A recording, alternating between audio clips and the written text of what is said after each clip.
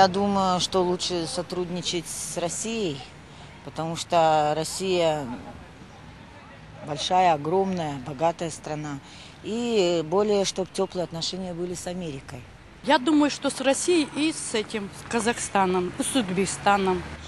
Потому что, мы, как бы сказать, по крови ближе Узбекистану, Казахстану. А Россия, потому что тут, как говорится, она поможет нам. Если нам что-то будет трудно, она поможет нам.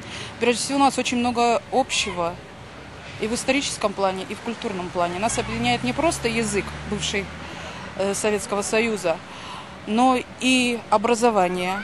Мы жили с ними, вот 70 лет, во время Союза. И они остаются нашим единственным партнером по экономическим, по военным, по всем экономическим связям. Наши граждане много работают.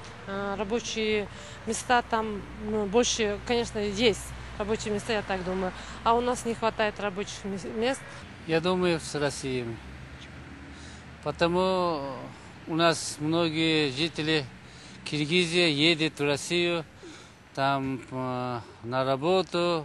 Для Кыргызстана будет поддержка, по-моему, исламские страны. Потому что, во-первых, у них интересы совсем другие. И, во-вторых, они богатые. Действительно, они могут вкладывать в нашу страну. Россия, Америка.